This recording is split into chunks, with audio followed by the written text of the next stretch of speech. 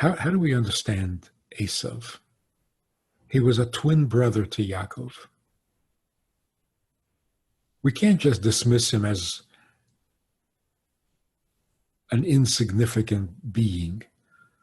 He is Yitzchak's son. He's Rivka's son. Yaakov's brother, twin brother.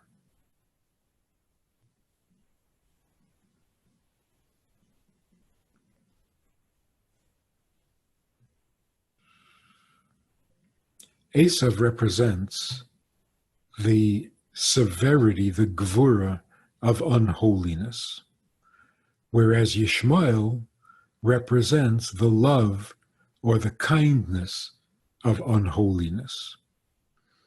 So for every holy attribute, there is an equal but opposite unholy.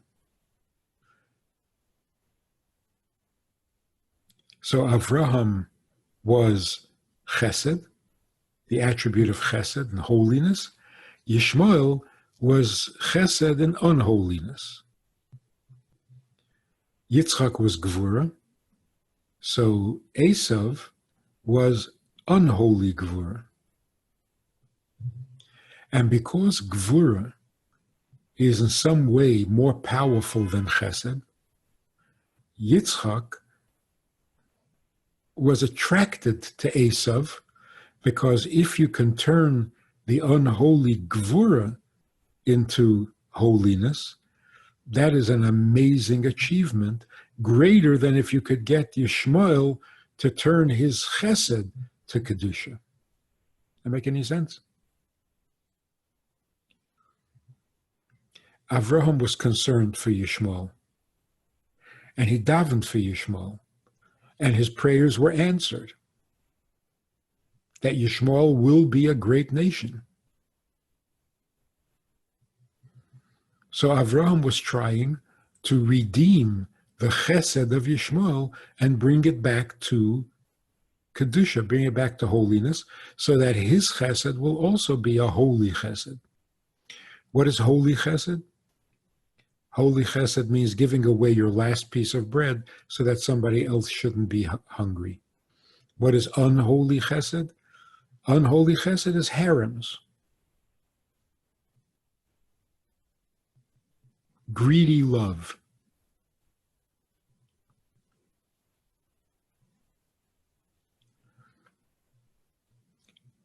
What is gvura? Gvura means, at least in one sense of it, discipline, self-discipline, self-control, seeking perfection. What is unholy gvura? Forcing others to be perfect, demanding from others. The children of Esav, for a long time, made it their business to force others to believe what they believe and to practice what they practice, and if you wouldn't convert, they would torture you to death. That's gvura. Unholy gvura.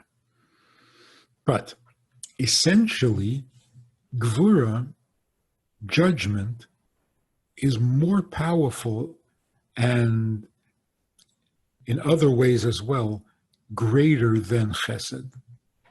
Let's use one example. Avraham taught the world to believe in God. He brought godliness to the people. He showed them, he argued, he enlightened them.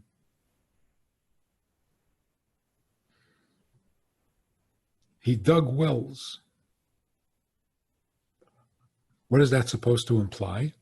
He brought water to where there was no water. That's called digging a well. But you can bring water through what is called irrigation ditches. You go to where the water already exists, and you dig a ditch that carries the water from where you found it to where you need it. which means you're bringing godliness to the world from heaven. Godliness is in heaven. You build bridges or ditches that will carry the water, which is Torah, from heaven down to earth. So Avraham being chesed, chesed is the giver, the provider. So Avraham gave and provided godliness to the people of his generation. But what he was doing essentially is importing godliness from heaven where God belongs to earth where God is needed. When you do that, how hard would it be and what would it take to interrupt the flow? If you're carrying water from the river to the town through a ditch, what does it take to close up, to block up the ditch, to plug it up? Very little. And so every well that Avraham dug, the Plishtim came and closed it up. In other words, he was revealing godliness and they were teaching the opposite. And they were just as effective. He convinced people that there is a God, that there's only one God, and they came along and said, just as convincingly, no, there are many gods. Yitzchak, on the other hand, being Gvura, also dug ditches. He dug wells, but he didn't import it. He didn't go to where water was and bring it to where there isn't. He dug in the village itself. And if you dig deep enough, you will find water there in that spot. You don't have to import it from a distance. When Yitzchak dug a well, they didn't close it up. It's harder to block water that is native to the area than to block up the flow of water that is coming from another area. In different words, Avraham introduced God to the people. Yitzchak uncovered the godliness that was in the people. So Avraham was working from the top down. That's chesed. Yitzchak was working from the bottom up. That's Gvura. Gvura is a judgment. The judgment is, this place is not good without water. So what do? You dig in this place until you reveal its water. So when Yitzchak inspired people, the inspiration lasted longer because it was organic. It was from within the place itself, from within the person himself. Now here's an interesting way of seeing the difference between chesed and gvura. Two people give tzedakah. One person because of chesed and the other person because of gvura. The one who gives tzedakah because of chesed is just completely kind-hearted, open-handed, generous to a fault. Every Sunday, he sits at his door and people file by, thousands of people. Everybody gets $100. Very generous. No questions asked. You don't have to beg. You don't have to tell us your sob story. You need money? Here's $100. Everybody gets $100. That is unbridled kindness. Then you have the other guy giving tzedakah. He also sits a whole day and people line up, but he wants to hear everybody's story. What is your problem? What do you need the money for? How much How much should I give you?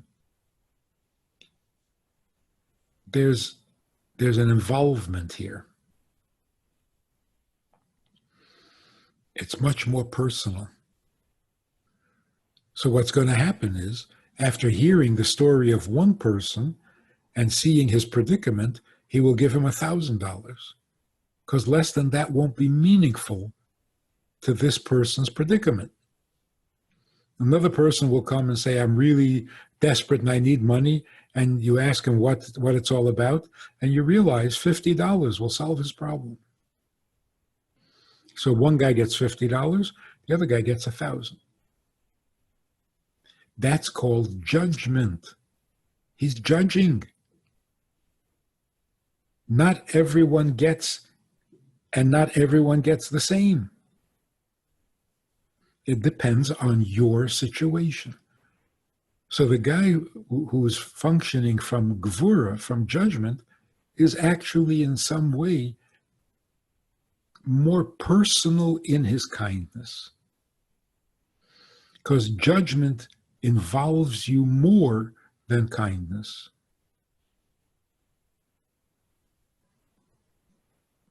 Because to judge, you got to find out what's going on. What is your problem? How bad is it? How desperate are you?